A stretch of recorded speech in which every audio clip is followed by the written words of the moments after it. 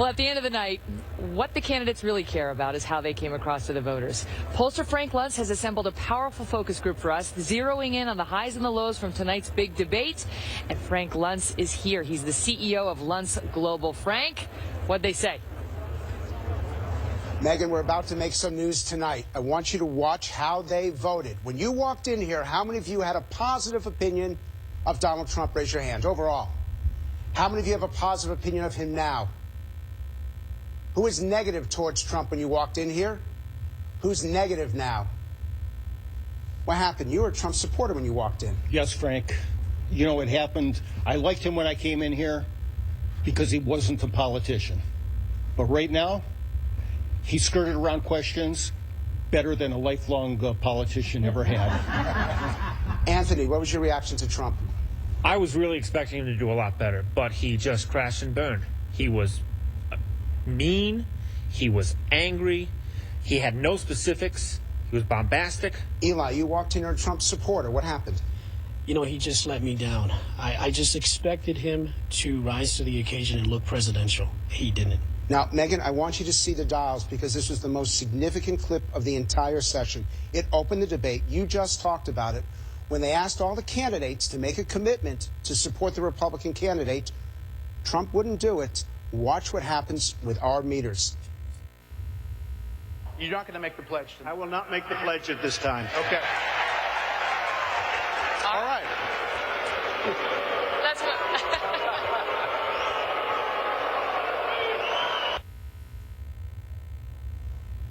I mean, it was remarkable. So what was the issue with that? Who had a problem with that? Raise your hands if you had a problem with that. What's the problem? Divide and conquer strategy, basically. He's splitting the party. He's going to basically take the focus away from the candidate who's going to be leading. Renee? And if he runs as an independent, he's going to be basically handing the election to Hillary Clinton. Well, I don't believe that. I don't think that's so at all. We don't even know if Hillary's going to be the candidate.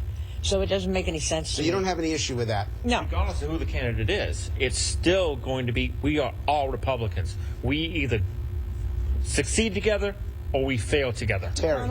I think he needs to stand behind whoever is the nominee. Well, So what was your reaction to him when he did that? That bothered me. Mark? The one thing that Trump did, he's brought all the attention upon himself. He sucked the wind out of the room. And all he did was point at himself and have no solutions for anything. I was repulsed by it. Frank, if he runs third party, Republicans lose, period. Is that what he said? He's running for third party? He never said that. Or did he say he wouldn't support? His way he's going to.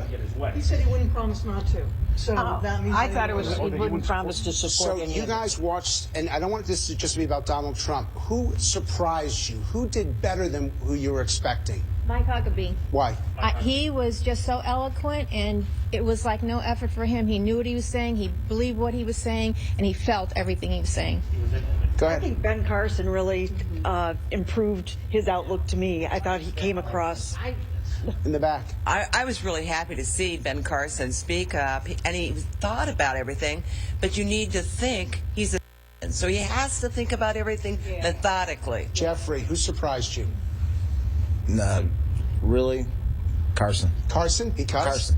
Same thing. He didn't get enough out. He couldn't talk fast enough like the others, but he was eloquent. Did this debate help answer who you're supporting? Yes or no? Yes. Did the debate cover the questions you wanted them to cover? Yes or no? Yes. Did you learn about the candidates? Yes or no? Yes. Did they ask fair questions? Yes or no? Yes. So I'm going back to Trump because it's the big story. What went wrong? He showed himself for what he is. He's a casino owner. He's a person who just panders to people. A narcissist? I don't think he's a narcissist. Hold on. Megan, when we come back, we're going to show you the #1 soundbite of the entire 2 hours. This one almost broke the dials. It had such a positive reaction. Frank, thank you. So fascinating.